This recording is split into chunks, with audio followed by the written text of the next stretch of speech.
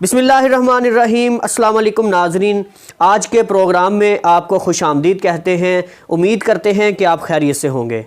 آپ نے دیکھا ہوگا کہ پچھلے چند دن سے ایک خبر بہت زیادہ منظر عام پر آ رہی ہے، اور وہ خبر جو ہے وہ ناروے کی ہے۔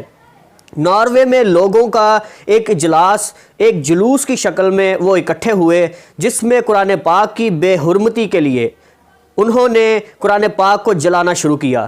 تبھی ایک غیرت مند مسلم نوجوان جو کہ یہ چیز برداشت نہ کر سکا، اور اس نے سب کے سامنے ان کی سیکورٹی کے ہونے کے باوجود اس شخص کو اچھی طرح سبق سکھایا، اور اس کو اس چیز کی کوئی پرواہ نہیں تھی کہ لوگ اس کے ساتھ کیسا بیہیو کریں گے، جو پولیس والے ہیں وہ اس کے ساتھ کیا کریں گے، ملک کا لا جو ہے، رولز اینڈ ریگولیشنز ہیں، وہ اس کے ساتھ کیا کریں گے۔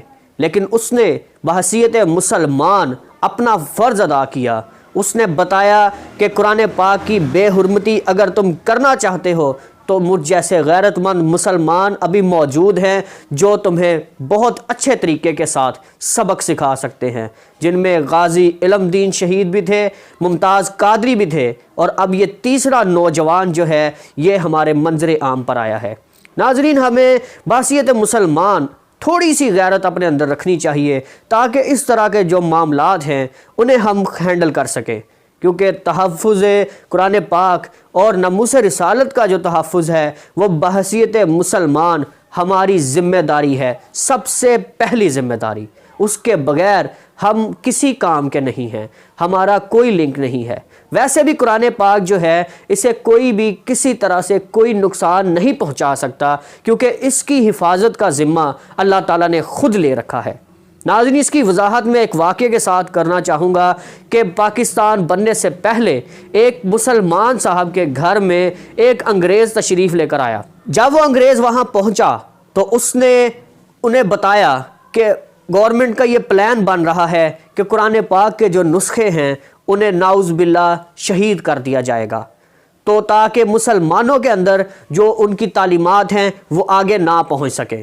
تو اس صاحب نے کہا کہ ٹھیک ہے آپ کی بات، لیکن تھوڑی سی ذرا توجہ کیجئے گا۔ اس نے اپنے ایک بیٹے کو بلایا، اسے کہا کہ بیٹا اسے قرآن پاک سناؤ۔ بچہ اس کا حافظ قرآن تھا، اس نے اسے قرآن پاک سنانا شروع کیا۔ پھر اس نے دوسرے بیٹے کو بلایا، اسے کہا کہ اسے قرآن پاک سناؤ، اس نے بھی اسے قرآن پاک سنانا شروع کر دیا۔ تیسرے بیٹے نے آ کر بھی اسے قرآن پاک سنایا۔ تو اس نے اس انگریز کو ایک بات کہی کہ جب تک مسلمانوں کے دلوں میں قرآن پاک محفوظ ہے تم کسی طرح بھی اس کو ختم نہیں کر سکتے۔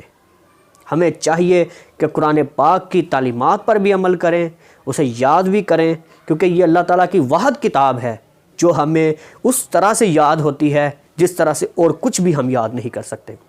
آج کی ویڈیو کے لیے صرف اتنا ہی، اجازت دیجیے، اللہ حافظ۔